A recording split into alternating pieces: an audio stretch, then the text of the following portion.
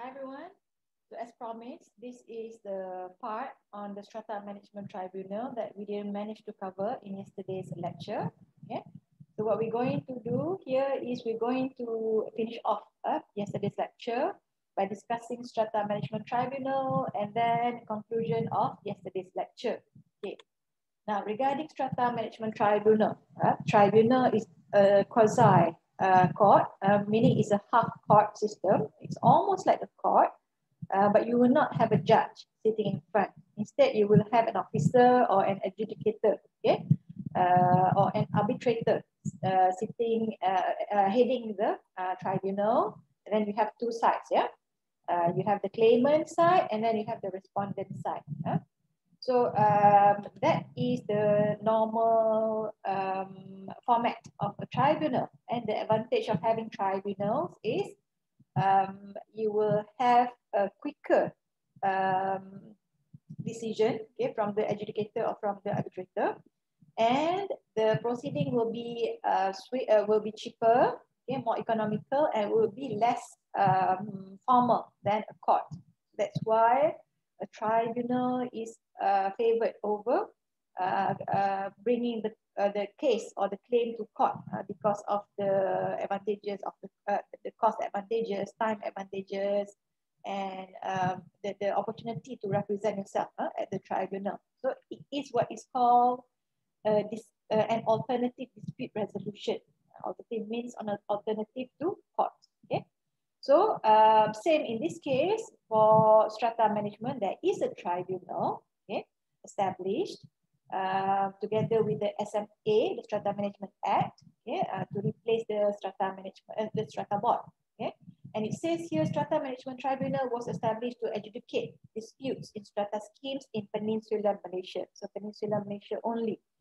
Primary function of the SMT is to provide alternative forums to resolve disputes on issues of strata management. So only certain issues can be brought to the SMT, to the Strata Management Tribunal, mainly involving disputes regarding strata management. And by whom? By all the stakeholders, by any stakeholders in the strata scheme. This is different from the House Buyers Claims Tribunal, whereby in the House Buyers Claims Tribunal is between the house buyer and also the developer, only two sides. But the SMT, the Strata Management Tribunal, people involved or people who can bring their claim to the tribunal are a wider range, more than the House Buyers Claims Tribunal. And the parties entitled to submit a claim, as I said earlier, there's a wider range. The developer, the purchaser, the original proprietor. Original proprietor means the landowner, okay, landowner. JMB, MC, sub-MC, management agent.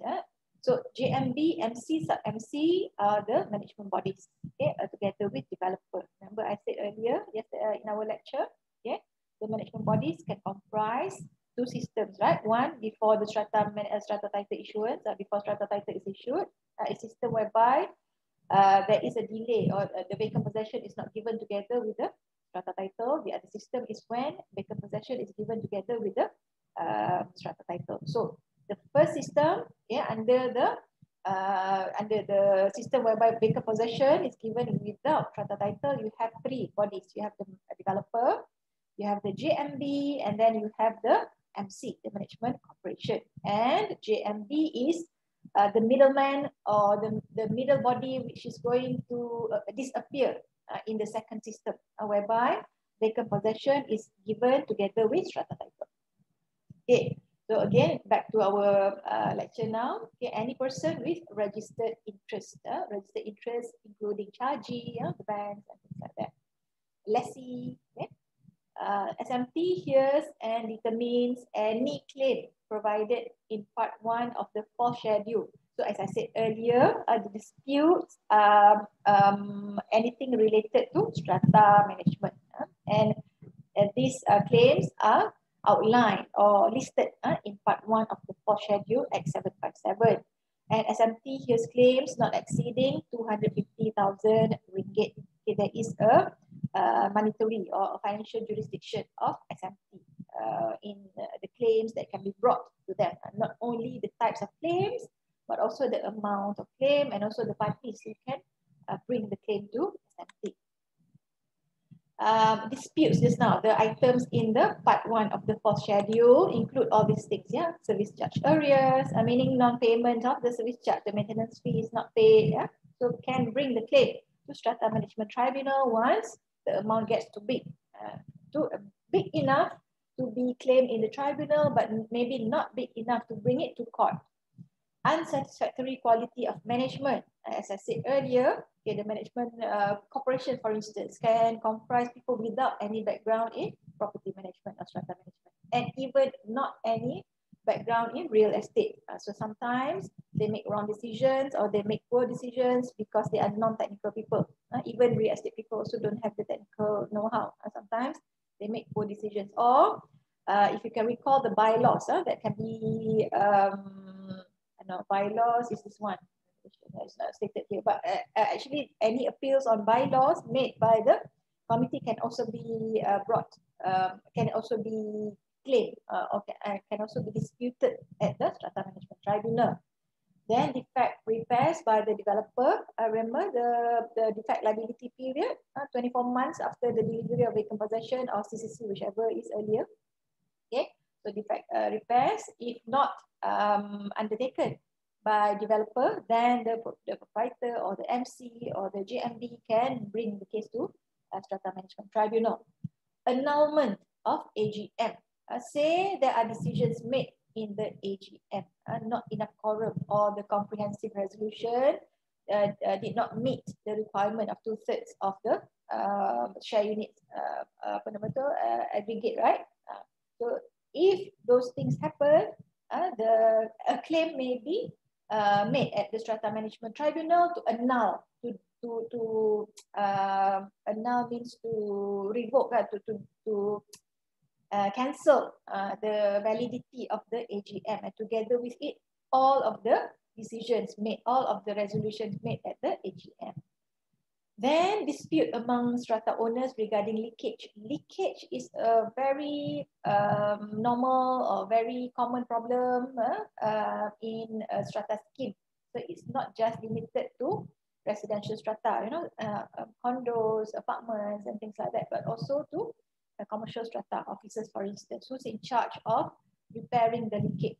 Sometimes the upstairs, the above proprietor will challenge, saying that the cost should be borne equally between himself and also the unit downstairs, because of the fact that the pipe may be located in between, in the middle of the floor slab, for instance. Middle of floor slab means half belonging to the ceiling of downstairs owners, half belonging to the floor of the upstairs owners.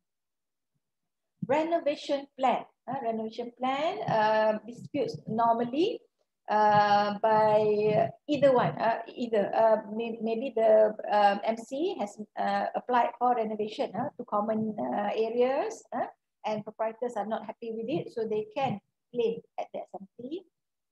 Conversely, there are some owners who may build in in the common areas, in front of their units, for instance, erecting a garage or something on the ground floor, for instance, or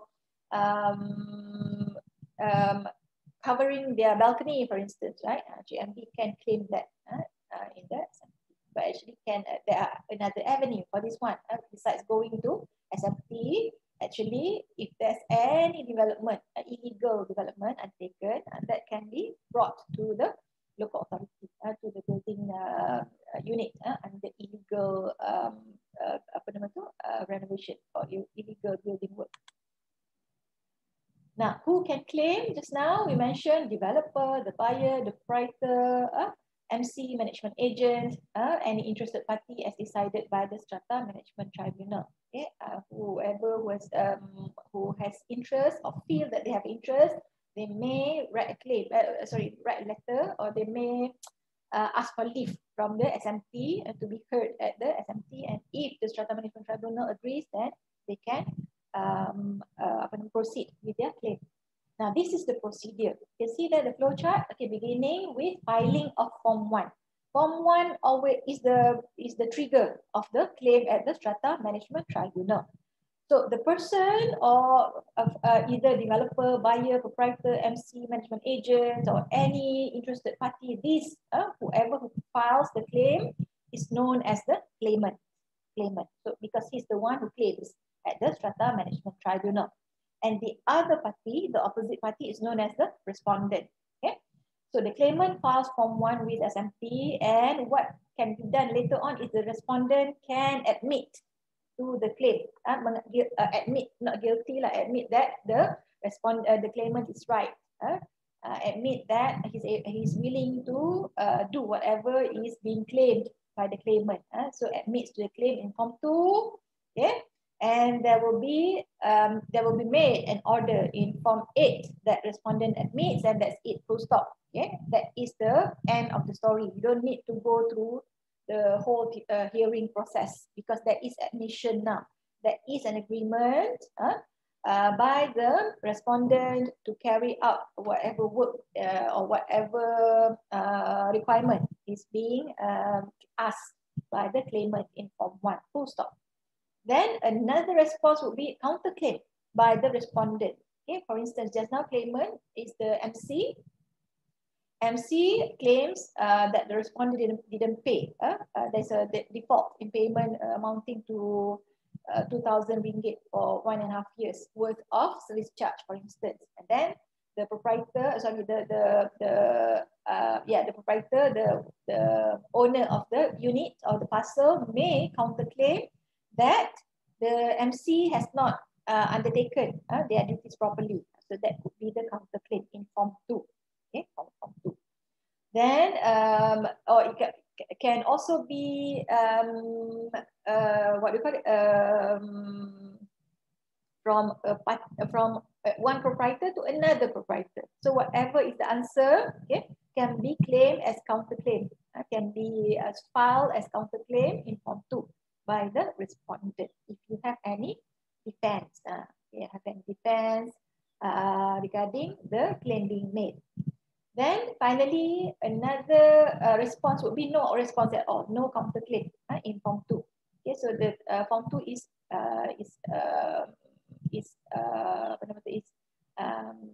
being left vacant, no counterclaim. But just now, the effect, or not the effect, actually what can be done if there's a counterclaim, the claimant can give his defense to the counterclaim in Form 3.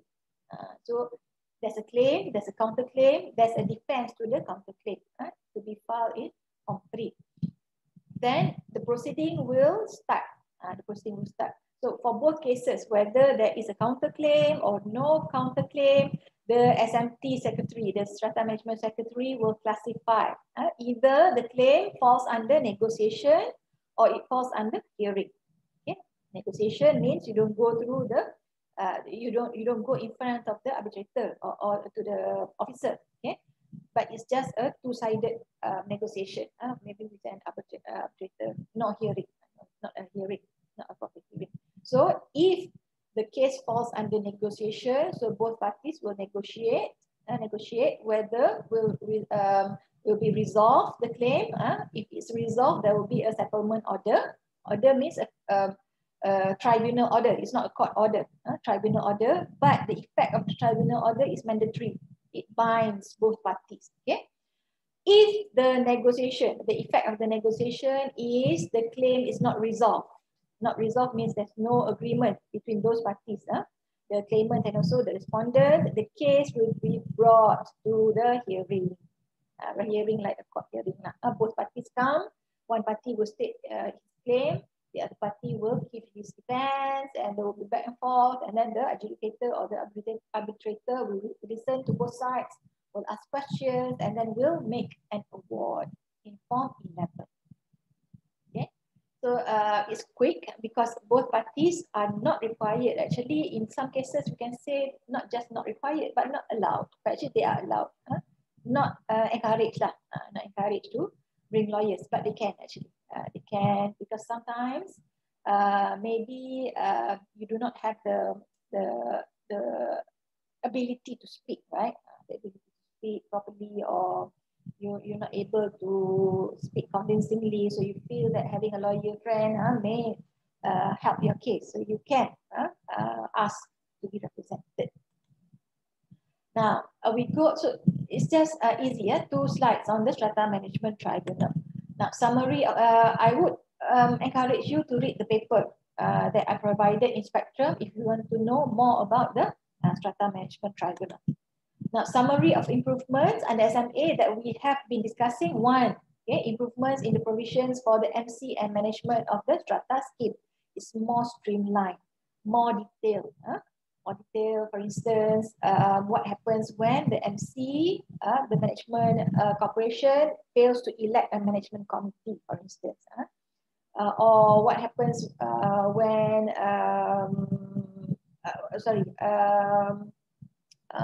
what is the handover period? Because before, under the under the SMT, under the Strata Titles Act and also the BCPA laws or statute, they fail to detail out, okay, the handover period. Okay, what is the method of handover between from developer to JMB, for instance, from JMB to MC, for instance? It was not stated, okay?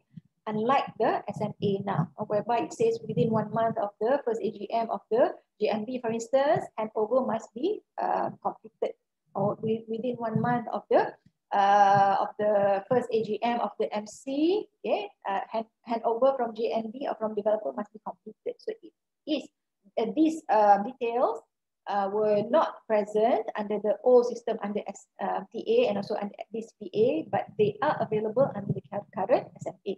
Okay, at least it's more objective. Okay, there is a definitive timeline, a definitive deadline when the next management body takes effect. Okay. The second one is strengthening of the COB. Now, as what we have discussed earlier, COB now has more power. They have the power to attach movable properties, for instance, in the case of in the case of if they receive any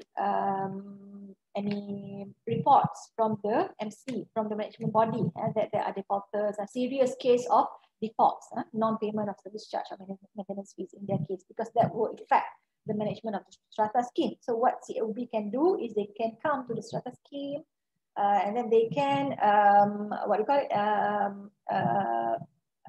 enter into the defaulters unit. They are given the power under SMA. They can attach the power of attachment gives them the ability to take away all the movable properties and then auction them off, and later on from the proceeds, the money will be given to the management bodies to enable the management bodies to undertake their strata management properly, for instance. And then, you know, the policing powers of COB given under SMA. Previously, it was not given. Okay. Establishment of the Strata Management Tribunal, as what we have just discussed, okay, which resolve a lot of complaints or disputes or claims from stakeholders in any strata scheme. So these forms a quicker way, a more effective way of resolving disputes within strata schemes. And it is very important, especially for residential strata, to have a harmonious environment for people to live in, a conducive environment where the neighbors are not in conflict with each other without any resolution. Okay, so as the Strata Management Tribunal is an outside party that gives an opportunity for the strata community to live together harmoniously, because they know there is an outside body that can settle their dispute. If there's any dispute, a third party who is neutral, okay, not the MC, for instance. MC, if you have any complaints against the MC, how can you expect the MC to resolve the dispute or to resolve the issues? It needs to be from outside. And the power is like a court, but less than a court lah. So Strata Management Tribunal is the perfect body to resolve those kinds of conflicts or disputes. Okay. Improvements in the strata title issuance procedure. As we said earlier, the main intention now is for the vacant possession to be delivered together with strata title. So now, superstructure stage, within 3 months of certification, you can apply, or the developer can apply for strata title, for the subdivision of the strata scheme, the end result of which are strata titles lah. So it will be quicker process of strata title issuance, hopefully. Improvement. Enhance certainty in the issue of strata scheme, I go back to number 4 just now. So together with that, in what sense is the strata title issuance procedure improved? For instance, the introduction of the formula for calculation of the share units, the schedule of parcels, for instance, the CPSP, for instance. Before, it was not disorganized. But for now, the developers have all these, at least they have in black and white, the requirements, what must be fulfilled before they can apply for strata title issue. So now it's more black and white, more detailed, more transparent, especially in the sense, in terms of the share unit calculations. Enhance certainty in the issue of strata titles and prevent undue changes in strata scheme. As we said earlier, the developers now are prevented from declaring later on that common properties are developers' units,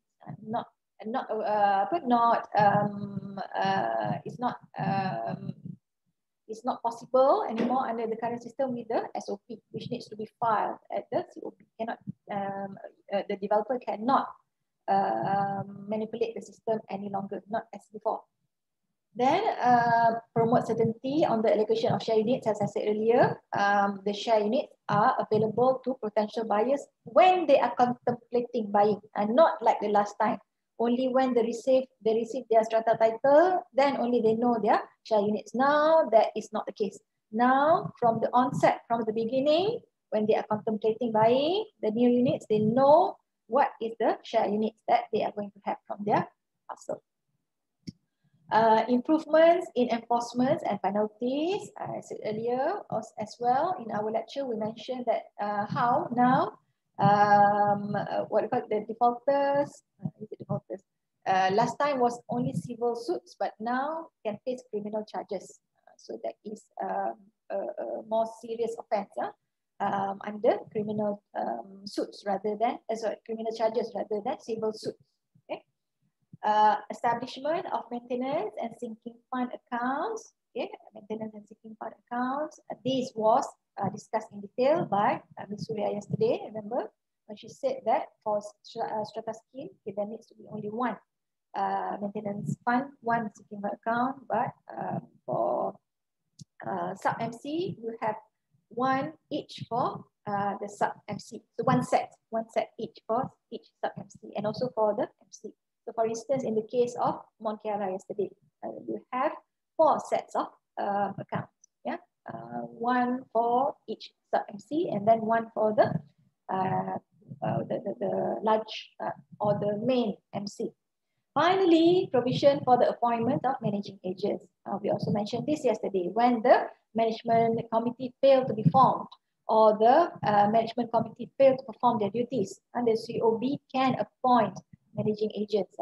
Normally, registered property managers, meaning those property managers registered with the Board of Valuers, Appraisers, Estate Agents, and property managers. So now the Board of Valuers is known as the Board of Valuers, Appraisers, Estate Agents, and property managers. So they add another portfolio, another profession under the board, which is property managers.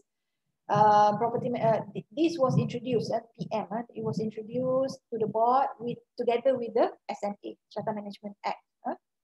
A grace period of 1 year was given, I think in 2015, 16-17, and then I think they even extended the period for previously before non-registered. There was no requirement for registration of property managers before, but with the approval of SMA together with the amendment to the Valuers Act 1981. Okay, now only registered property managers can come in and become letting agents.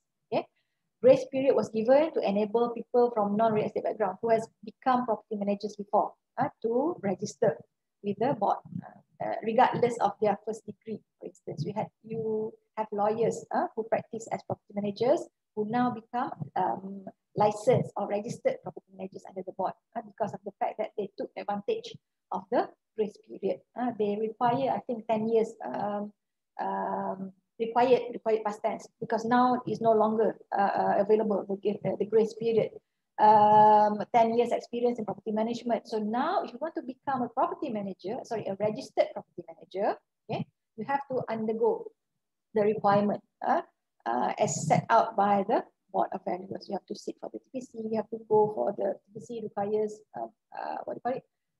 interviews, completing your logbook, your assignment, and then I think they are trying to come up with a scheme with an examination whereby for people without degree in real estate, they can take their exam to get a certificate first before they can do their okay. Next, okay, new regime for strata development under SMA from planning permission, from getting the planning permission until the sale. So this is the new regime, beginning with the development order of planning permission with conditions or without conditions. Yeah. So who gives the development order or who's in charge of development order of planning permission? It is with the local authority. I remember the 4 types of approvals that need to be obtained at the before you can conduct any development in Malaysia. Okay, the submission at the OSC at local authority. So this is one of it. The development order KL or planning permission in other states. Planning permission approval from the local authority. After that, you need to get the approval for building plans prepared by the PSP. Okay, 3 professions.